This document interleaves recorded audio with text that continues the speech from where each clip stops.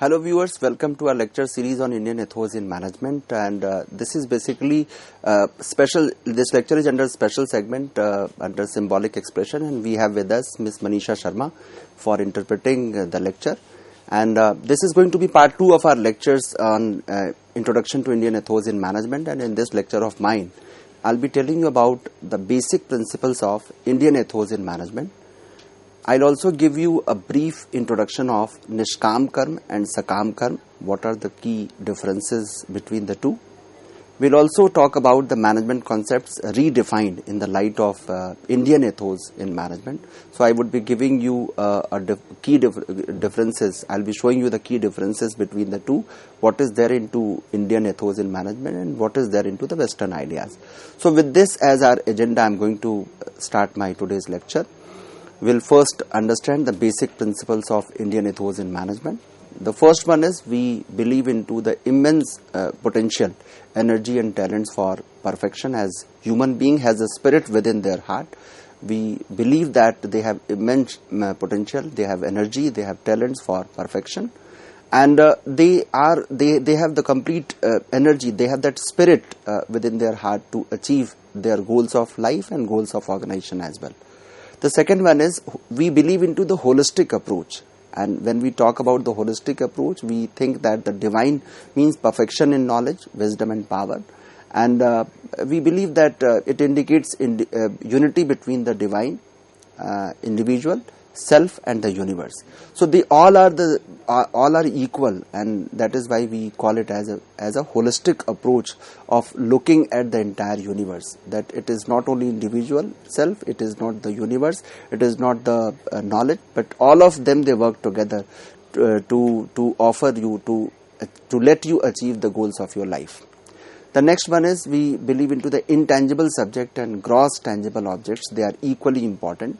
So we feel that intangible subject and gross tangible objects, both of them are equally important. And we always suggest that one must develop one's third eye, which is known as Gyan Chakshu, the eye of wisdom, vision, insight and foresight. So we believe into the sixth sense. We have 5 senses. We also believe into the sixth sense, where we have that intuitive skill, with the help of which we can intuit what is going to happen in the years to come, in the time to come, and we can manage our behavior, we can manage our activities, we can plan our activities. So we suggest that one must develop one's third eye, that Gyan Chakshu, the eye of wisdom, and it is developed by the way of practice only. You can have your vision, you can have your insight, you can have your foresight. And these inner resources, they are much more powerful than outer resources. So it is your inner resource which is going to guide you. So if you look at the old civilization, when there was no telecommunication, and people could realize that now somebody is missing me and I should go and meet. Nowadays, on a click of mouse, we are able to connect with anybody in any part of the world. We can talk. So imagine it is now available with the technology, but what was there when the technology was not there? Then two people could understand that my friend is in pain and I need to meet, I need to call. So people used to write letters, people used to travel a lot to meet their friends, their kids and kins. So the inner resources, and that was a reflection of the power of inner resources, that you could intuit that my friend is in need and I need to go there and help.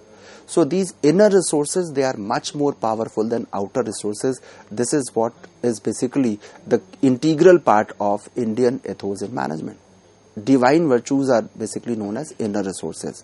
And if you look at outer resources, I would say that your capital, your material, plant and machinery, these are regarded as outer resources. The resources which we have created, we can call it man-made resources. So these are capital, material, plant machinery, etc. And divine virtues are basically the inner resources which is inside our body, which is inside our being, and that is much more powerful than the resources which we have created. We always say that there is always a man behind the machine. So machine is made by a man, so the person is going to guide that machine. So the man is more powerful, always more powerful than the machine, because the machine is only the creation of that human being who has created with his own idea in order to achieve their goals, in order to get success in whatever work they are performing. Next is Karma Yoga. We believe into selfless work, which offers double benefits. Private benefit in the form of self-purification, and public benefit is also there. So when we believe into Karma Yoga, it is giving us the double benefit, the dual benefit. We are having the self-purification in the process, and we also do good for others. That is a public benefit. When I believe into Karma Yoga, I am doing my karma, I am doing my work with all devotion, dedication and commitment, then of course I am going to achieve the goal. Next is Yoga Karma Kaushalam, which I told you in the previous lecture of mine, that excellence at work through self-motivation and self-development with devotion and without attachment. We should get involved, we should not get attached with whatever we are working. The problem with us is that we get attached to whatever we do, and that is why at times we face that emotional breakdown also.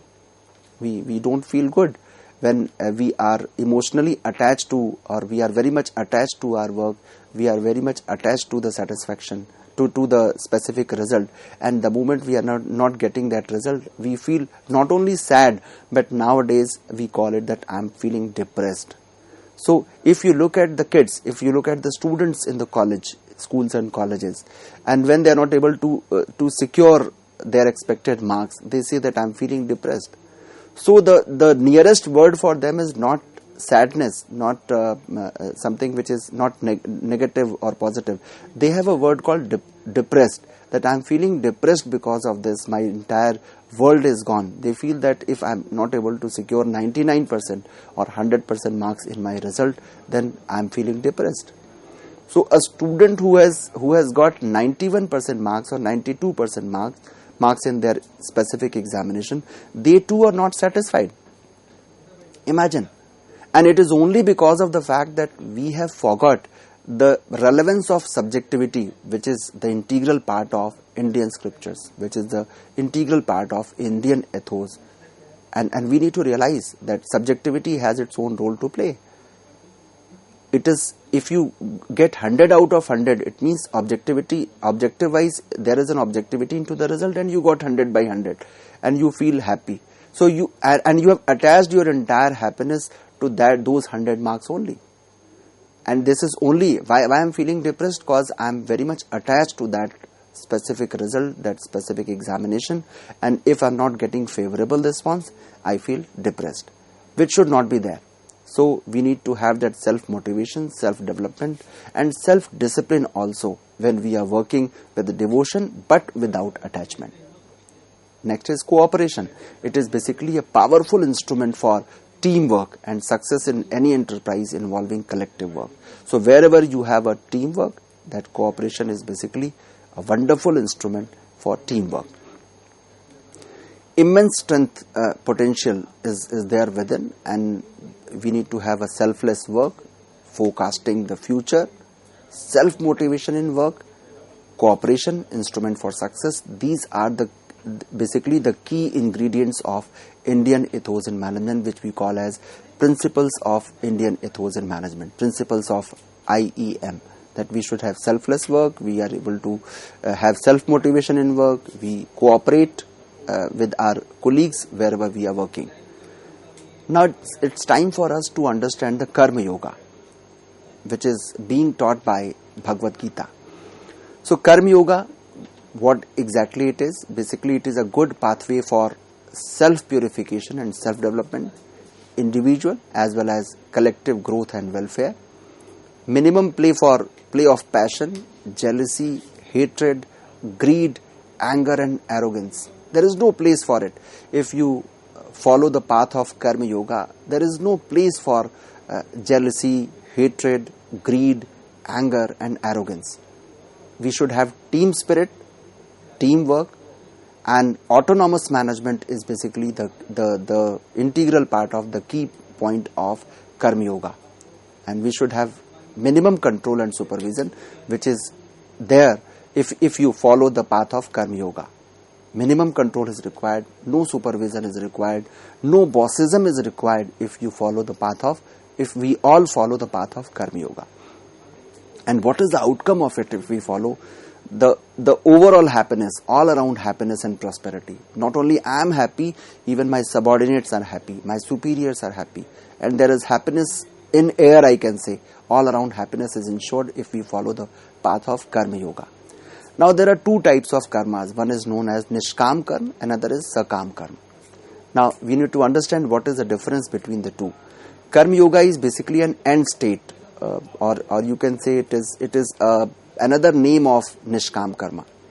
And when we talk about yoga is basically union between individual consciousness and supreme consciousness.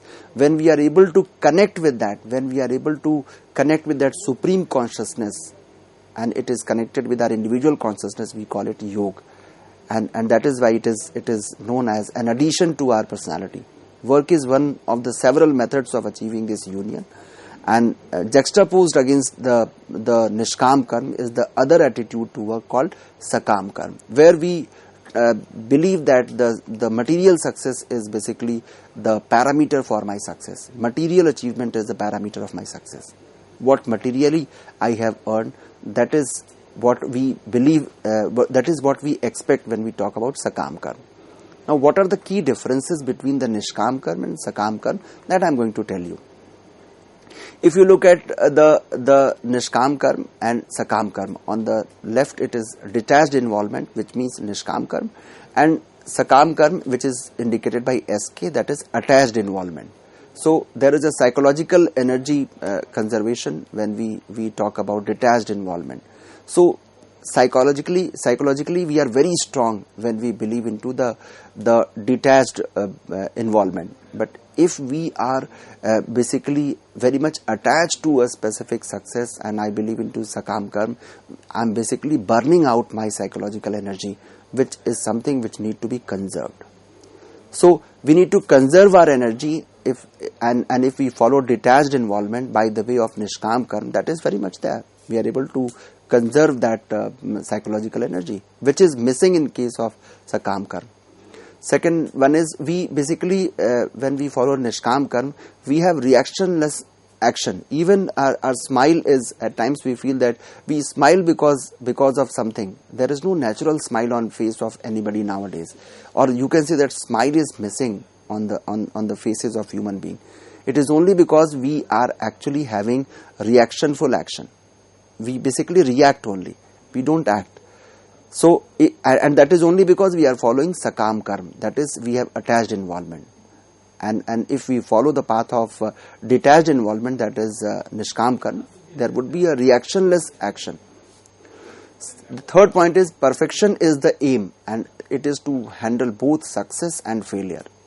And if we are able to manage that success and failure both, if we are handling them evenly, then only we are able to ensure that we are happy. So happiness is there when we follow the path of detached involvement, that is Nishkam karma. Whereas in Sakam karma, the success is the aim, and basically success excludes failure. There is no place for failure when we talk about attached involvement. Even we don't talk about having failure in our side, on our side, which is not true. In detached involvement, we have inner autonomy. We are being in the world and we are not of it. We are remaining in the world. We are actually working in this entire world, but we feel that we are not of it. We have that we are socio-economically relevant. We have work commitment. We have mind enrichment. Whereas if you look at Sakam karma, you have job enrichment. You have reward commitment. We don't have work commitment. You have socio-economically, questionable. You are being in the world and also of it, and that is something which is very painful, that you are basically trapped into the worldly affairs, and a small failure is going to make you feel depressed. It is not causing any sadness to you, but it is basically making you feel depressed. So these are the key differences, my dear learners, between the Nishkam karma and Sakam karma. I tried to give you examples from the management perspective, And Lord Krishna has very well said in Bhagavad Gita, Karmanyevadhikarasti ma phalesu kadachana, which means that you have the right only to the action and never to the fruits of your actions, nor be attached to inaction. So it is your duty to work. Whatever duty you are assigned to, you need to perform that. Don't expect for the success or the failure. Let the nature decide, let the Almighty decide, let that supreme power, whatever nomenclature you assign, let them decide what are going to be the fruits of my actions. It can be favorable, it can be unfavorable. So if you have that kind of feeling, then of course you are not going to feel depressed in any sphere of life wherever you are working. Now we need to understand the way this Indian ethos in management, it has redefined the management concepts. So I would be giving you the key management concepts, and I would offer a comparison between the Western idea and the Indian ethos in management. So let us first start with the first term called management. If you look at the general definition of management at present, it suggests that getting things done is called management. You are having some work, you are getting it done by some others, that is called management. But if you look at the Indian ethos in management definition, it says that helping others to produce extraordinary results, that is called management. When you are helping others to produce the result which is not ordinary, it is extraordinary, that is called management. If you believe into the IEM philosophy, that is Indian ethos in management. If you take up the term productivity, at present the general definition of management says it is output centric, whereas the IEM said it is people centric. It is the person, it is the human being, it is the human resource which is given significant importance in the entire process of management. If you look at planning, it is as per general definition, as per present definition, it is management by results. We are basically managing everything by the way of results. We are monitoring everything by the way of looking at results. Whereas if you look at IEM definition, it is management by strategy and vision. We have that vision. Today you may not produce result. Today your efforts have not given you the results. But if you are having that vision, in future you are going to get adequate results. You are going to get the results of whatever activities you have performed. The next one is effective supervision. At times we talk about supervising, having effective supervision, effective control over employees. My dear learners, there is no place for control in Indian ethos in management, in IEM. It says that we need to produce performers. We need to help our subordinates to develop leadership quality. We don't believe into letting them always work as a subordinate. We want that today you are a subordinate, tomorrow you are supposed to assume the role of a leader. Whereas if you look at the present day management which is coming from the Western philosophy, it has concern for task only and not for people. It never wanted a servant to become a leader. It never wanted a subordinate to become a leader. So the effective supervision was only there for it had concern for task only. If you look at motivation of people, you have Maslow's theory of needs with some modification, which talks about self-actualization. Whereas if you look at IEM, we have emphasis on self-motivation. Imagine, we don't believe into giving money to somebody, we don't believe into offering some incentive to somebody to work. Imagine a situation when a person is working as per self-motivation. I myself feel like doing a work. My subordinates are encouraged to be creative and they are given autonomy. There are number of examples, my dear learners, where even the Western companies, they have followed the IEM, the Indian ethos in management, their philosophy, and they have produced wonderful results. They have paid huge attention to the self-motivation and the creativity of their employees, their subordinates. And the result is basically what you can say unbelievable. You can't believe the results which it has produced. So motivation of people is equally important, is given huge importance. The self-discipline, the self-motivation is given huge importance when we look at IEM, that is Indian Ethos in Management. Now let us talk about the resources. If you look at the term resource, in Western philosophy we have complete reliance almost on external resources. We believe into the strengthening of external resources. 4 M's we talk about: man, money, machine, material, method. And man is not given that importance as the other resources are given, because they feel that there has to be an automation in the entire process. Whereas if we look at IEM, we have reliance almost on internal resources. That if a person is motivated, you can get surprising results. If you look at health of the company, in Western philosophy, or as per present day's philosophy, we monitor the result or the performance health of a company by looking at the balance sheet, profit and loss account of a company, which means it is completely money oriented. Whereas if you look at IEM, it has people oriented performance. We believe into people oriented performance. We talk about eco friendliness of a company. We talk about public private partnership, PPP. We talk about sustainability. That today my company made profit.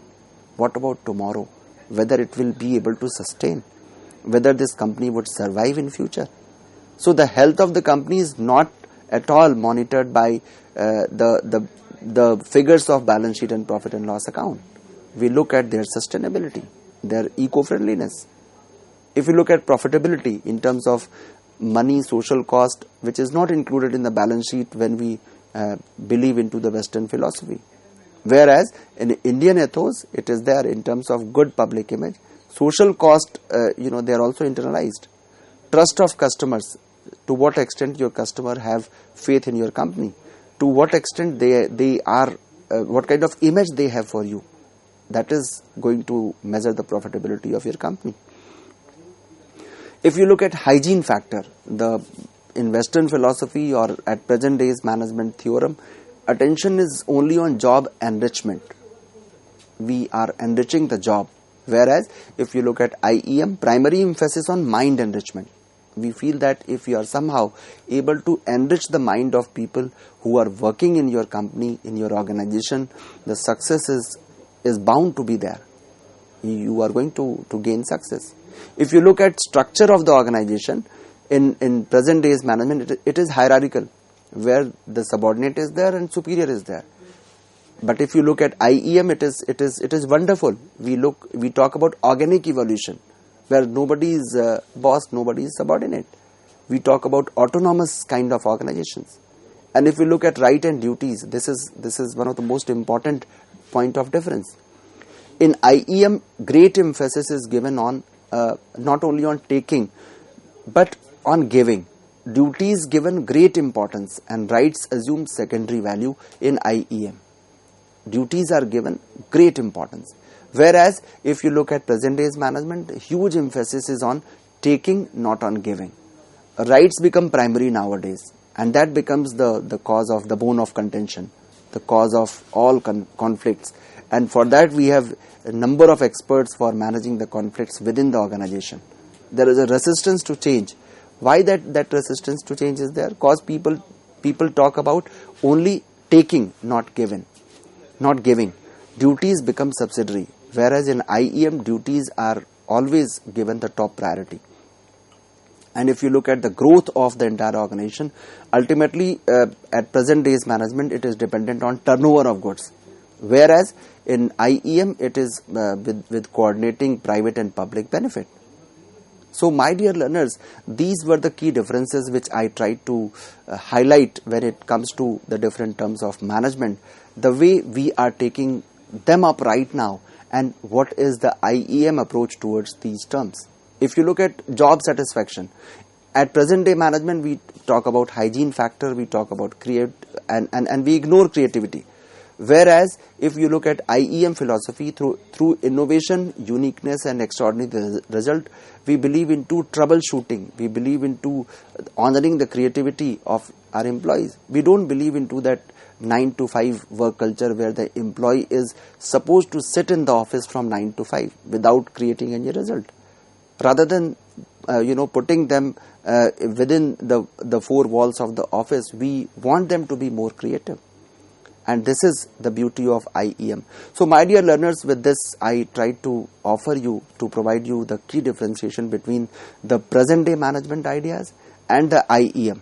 In the next lecture of mine, I'll be telling you in great detail about the Indian ethos in management. I hope you must have enjoyed today's lecture of mine. Thank you so much.